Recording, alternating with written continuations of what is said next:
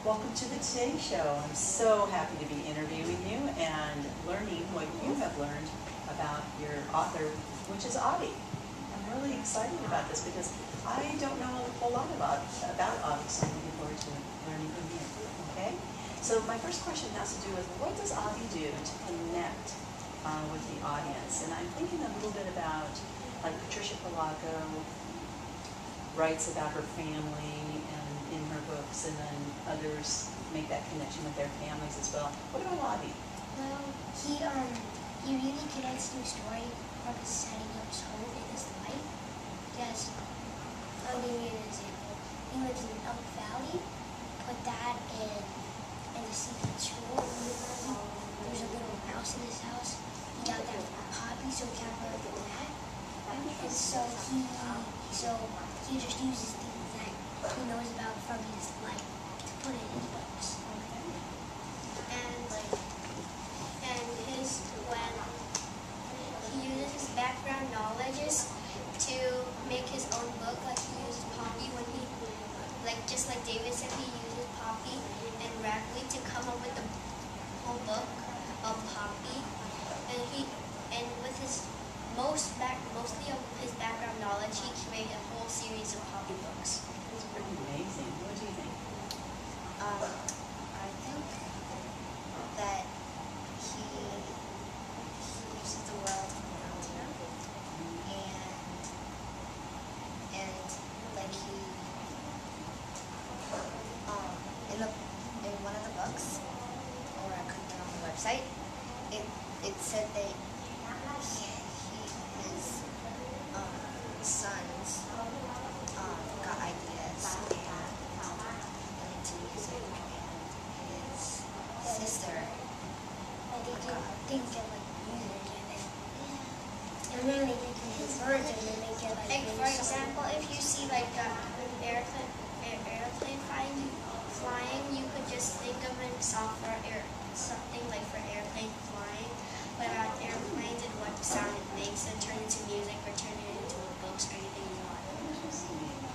Elsa, you have anything you want to add? Well, I'd say Avi is really good at, making stories, because I'd say the best thing he does is settings and a little bit of his figurative language. Like, in Poppy, he had so many cliches and and he's connected to all of his books, usually by setting and sometimes by the dialogue. Because one of his, I think, brothers, he was really into science, and this book, The Secret School, her little brother Felix, he's also a little bit into, he's like her little brother, so his little brother, it kind of connects. Oh, okay. Well, you were answering what my next question was too, which is perfect. I was wondering, what sort of things does Avi do that make his books so great, makes them great reads? I mean, he does narrative elements a lot, but I think figurative language, that reads all of it. The figurative language is awesome, huh? Yeah, Okay. and he uses the world around him, like he observes the world.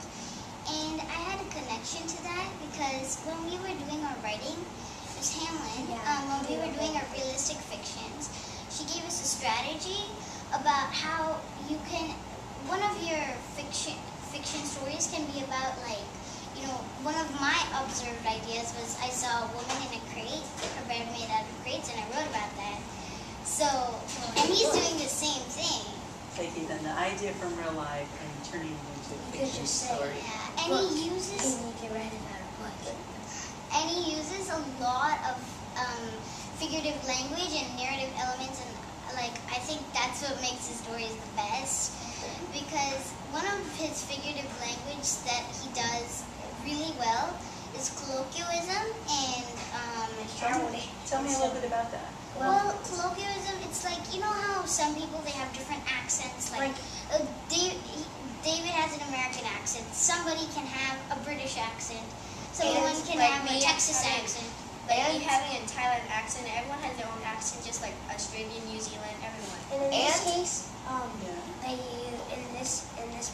here at the secret school, they use like Texas accents. Oh, and he writes that way so you can tell they're speaking with an accent? Yeah, it's like instead of saying something like ing, just write something like in.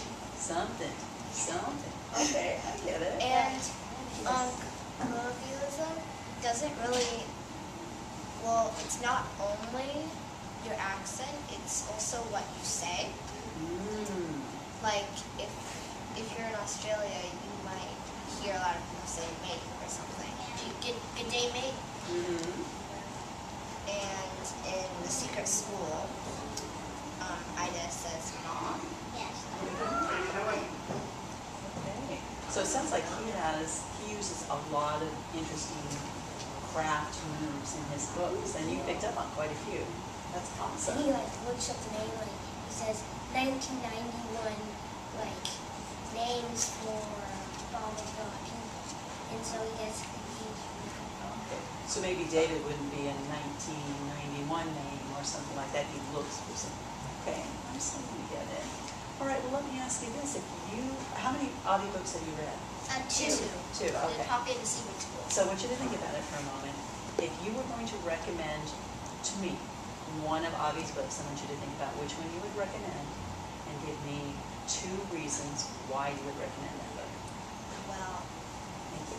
I would recommend Poppy because it has a lot of descriptive words, and it was easy for me to actually put a picture in my mind of where the places are and how far she's actually traveling, and it had some suspense, and I like that. But it's not like the secret school doesn't have suspense, but it's a kind of suspense between life and death. Oh, interesting.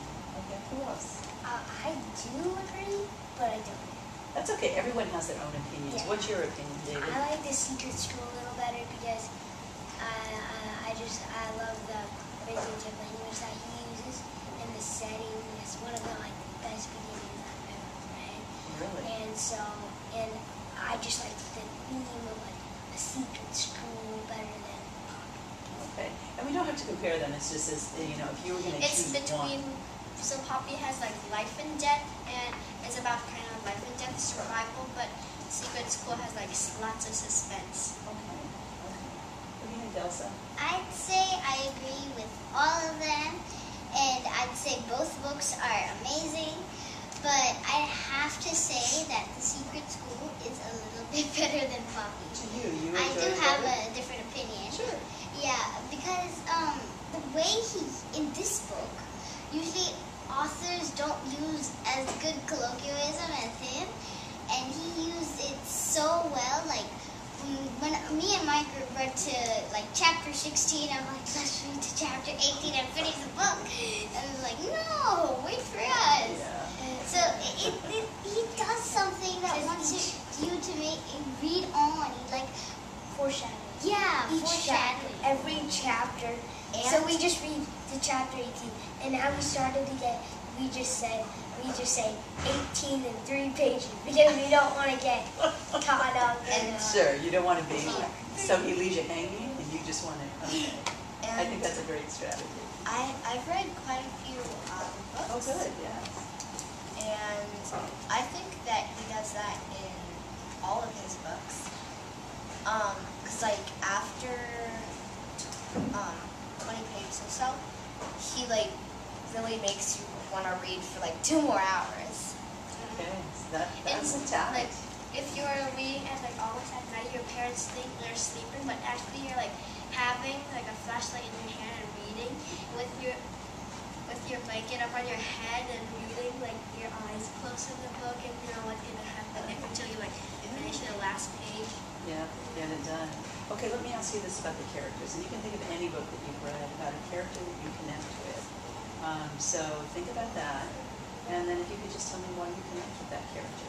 Any of the Avi books you've read. I know you said you read more. You read many, right? A few. Okay. Well, I got one of my favorite characters is Poppy because she is kind of brave, just like me when I was in 2nd grade. I defeating her biggest enemy. It says on right here. It was like stopping. It was like on second grade there usually has a war between boys and girls where who's better. So I kind of stopped that war between I had to tell them to stop that war because it's not really nice if you having started a war and someone could get hurt in the sand pit or break anything in there because it was a rough throwing sand at their faces. And then it was kind of 75% me because I'm kind of scared to stand with some of the movies too. So you really connected with Poppy. And, Yeah. Okay, good. Elsa, you were going to say? Yeah, I was gonna say I connected to the secret school, the main character Ida, because she took the risk of being a teacher when teacher said, "Oh, you don't need high school training, just forget it." She's like, "No, I do," and she kept the school on going, and that's a risk because if somebody caught her, then she would be in trouble. And well, I can connect to that because usually I take also a lot of risks. There was this, one of my connections where there was this really high platform, and my friend dared me to jump off, and she thought I wouldn't, but I'm like, wee! And then yeah. So you're a risk taker. Okay, good to know. Yes. Connected to Tom because I just love math. And Tom in the secret school? I love Tom. I like Tom because I love math and I love science, and that's the same thing. I like a lot of other stuff too, but I just... Math is your thing, huh? Yeah. Great. And fitness. I think I connected with Poppy too because she's adventurous and she's really it's kind of daring.